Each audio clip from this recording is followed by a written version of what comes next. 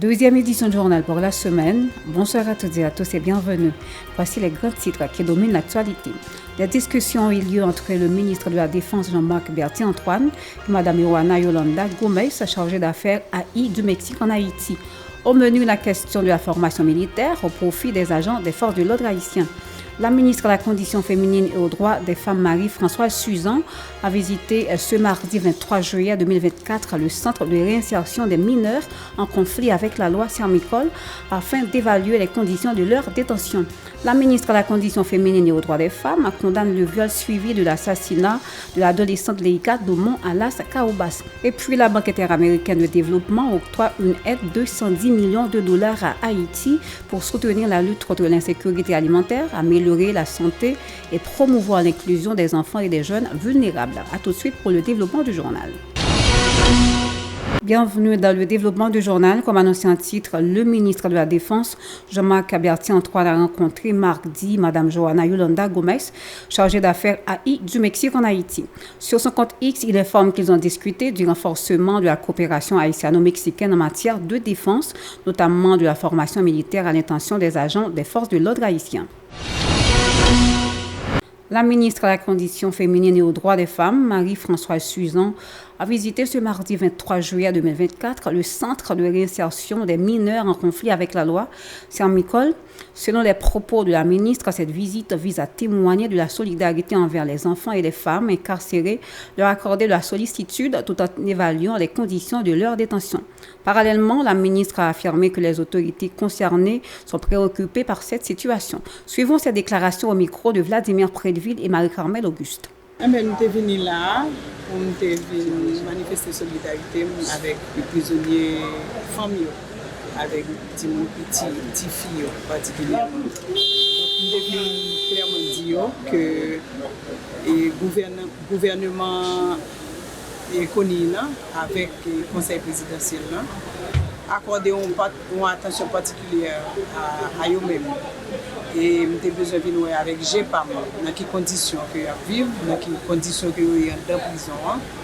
Et dire, nous pas seulement là pour nous garder, mais nous là tout pour nous agir. Par ailleurs, la ministre de la Condition féminine et aux droits des femmes a condamné fermement le viol collectif et l'assassinat de l'adolescente Leïka Domon, âgée de 13 ans, survenu à Las Caobas le 17 juillet dernier. La ministre de la Condition féminine, Marie-Françoise Suzan, a exprimé son indignation face à ce crime odieux et a promis de collaborer étroitement avec les autorités judiciaires pour retrouver les auteurs et leur infliger des peines sévères. Elle a également exhorté la population à dénoncer les agresseurs auprès de la police et la justice. Dossier éducation, le ministre de l'Éducation nationale, Antoine Augustin, accompagné d'autres membres du gouvernement, dont la ministre de la Jeunesse, des Sports et des Actions civiques, Niola-Line Sarah Devalis Octavius, a effectué une visite lundi au lycée Horatius L'Aventure, à l'occasion de la première journée des examens officiels de la 9e année fondamentale. Le ministre s'est félicité du bon déroulement des épreuves à travers les 10 directions départementales de l'éducation. Sur les 183 142 candidats, 74 428 proviennent du département de l'Ouest, lit-on dans un communiqué. De son côté, le directeur départemental de l'éducation de l'Ouest, Étienne Louis Seul, France, déclare que tous les candidats déplacés auront la possibilité de subir les examens officiels. Pour ce faire, ils doivent se rendre à la direction départementale scolaire avec la fiche pour soumettre leur doléance. Des changements continuent de s'opérer au sein de la police nationale d'Haïti. Franz Termilus a été désigné en tant que nouvel inspecteur général en chef de l'institution. Il succède à Fritz Saint-Fort qui a occupé ce poste pendant près de 3 ans. Lors d'une conférence de presse tenue ce mardi, la police nationale d'Haïti dans le département du Sud-Est a présenté le bilan des opérations menées du 11 juin au 23 juillet 2024. Selon Michael Valesco, porte-parole de la police du Sud-Est, la PNH a mené 17 interventions au cours de cette période. Pas moins de 47 individus ont été appréhendés, 5 armes à feu, 2 véhicules et 2244 kilos de cocaïne ainsi qu'une quantité considérable d'autres substances illicites ont été confisquées.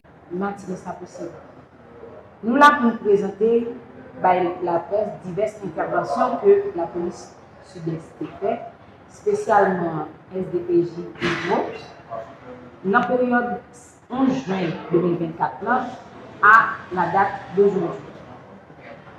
Nous avons effectué 17 interventions, côté que nous avons interpellé 47 personnes, dont 16 pour appartenance présumée gang, 6 pour trafic de stupéfiants, 5 pour assassinat, 4 pour détention illégale d'armes à feu. Nous avons fait saisir des matériels, qui c'est 5 armes à feu que nous avons saisies. Là-dedans, il y a une qui c'est ZAM, la police. Il y a 2 qui c'est 2 armes calibre 9 mm.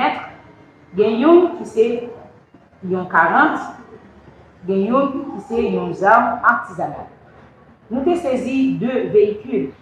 Il y a un Toyota Land Cruiser, il y a une motocyclette. La police a saisi tout. Drogue.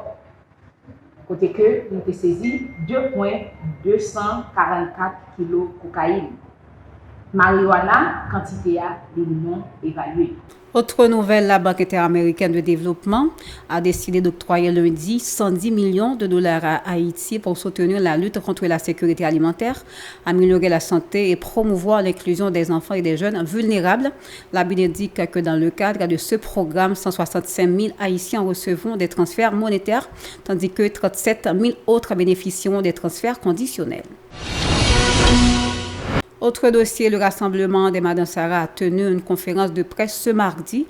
La coordinatrice Jocelyne Jean-Louis a souligné que le programme visant à former des progénitures des Madansara, lancé le 15 juin dernier, est opérationnel. Elle a indiqué que les participants suivent des cours dans les disciplines telles que l'informatique, l'art plastique, la couture, entre autres. Elle a également appelé les partenaires à soutenir cette initiative. Suivons-la au micro de Yasmine Sanon et au Max Roni Orissin. Il est lancé depuis 15 juin à nos jours. Nous avons une salle informatique là. Alors, c'est lancé officiellement à Delma. Nous avons une salle informatique là qui foule, nous passer à 40 étudiants. Nous avons une salle couture là, qui foule. Nous avons art plastique là, qui foule. Nous avons maroquinerie qui foule. Entrepreneuriat tout à pas penser tout petit. OK? Mais nous commençons jusqu'à présent, c'est avec zone nous et nous déposer projet à plusieurs côtés, mais c'est seulement BAH qui avance avec nous tout petit. Jusqu'à présent, nous avons tout supporter nous parce que nous voulons remettre jeunesse là.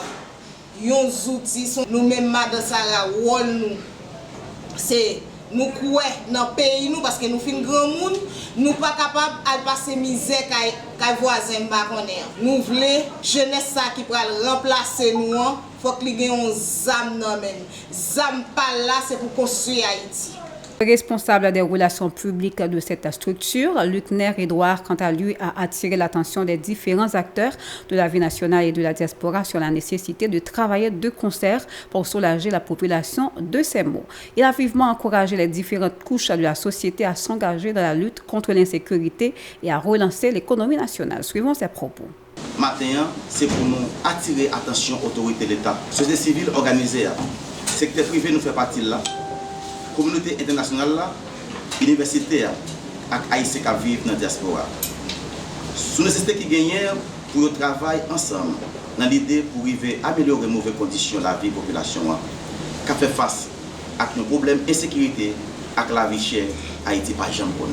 Madansara c'est une entité qui est plus victime en bas main des examens illégaux qui occupe la route nationale et le marché public. Dans ce sens, Ramsa a lancé un appel à toute couche de la société dans l'idée pour nous dégager un combat pour combattre les problèmes d'insécurité pays à traverser depuis un bout de temps et puis adopter bonnes dispositions pour remonter l'économie pays. Pas différent à l'objectif Ramsa. Rappelez Madansara qui représente plus de 65% de l'économie paysanne et en pile support. Il a offert par rapport à ça, il a gagné comme information dans l'idée pour remonter l'économie haïtienne qui est en dégrabat. Suite à l'installation de Maître Rodrissé du Rocher à la tête du bâtonnier de l'ordre au barreau de Miragouane vendredi, d'autres bâtonniers ont contesté son élection. Maître Avrinel Squarissin, bâtonnier AI au barreau de Miragouane, a dénoncé l'élection ayant permis l'accession de Maître Rodrissé du Rocher comme premier chef de ce barreau.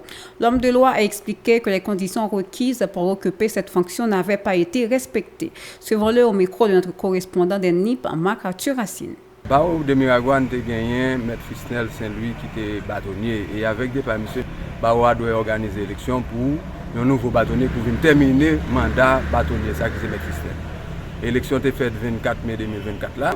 Pendant l'élection, le président du bureau électoral n'a pas d'accord même pour contestation. La loi a nos possibilités après l'élection à nous faire contestation et dossier ça, il n'est pas devant le cour de cassation. En l'entretemps, M. Rocher a publié une quantité de documents sur le groupe avocat qui viennent montrer qu'on doute sur eux. Parce qu'il y a un pile incohérence chronologique ou un bon problème. Donc par conséquent, le conseil de l'ordre là a créé une commission pour enquête, a produit un rapport et le conseil de discipline a saisi le dossier. Et à notre grand étonnement, vendredi, nous avons une dizaine d'avocats avec M. Rocher monté, dit à l'installer comme bâtonnier. Donc c'est un fait très insolite. Voilà pourquoi nous venons à la presse pour nous dénoncer ça. Parce qu'on va avoir gens pour tout le bagage fonctionner là-dedans. L'équipe disait, tu as gagné et soit il dit passation de bâton. Donc c'est un personnage qui sans titre ni qualité, c'est vrai, c'est un conseiller, mais pas quel côté il a droit pour l'agir comme bâtonnier qui est capable de faire passation. La loi dit pour capable de porter candidat au poste et conseiller ou même conseil, faut-il bien que ou gagner 5 ans consécutifs. Et dans le cas de Rocher, il faut gagner 5 ans parce que sous tableau l'autre là, nous l'avons inscrit 19 novembre 2020. C'est ici la fin de ce journal. Merci à vous de l'avoir suivi. Restez branchés à la Télé Pacifique pour la suite de la programmation et soyez toujours des nôtres. Au revoir et à bientôt.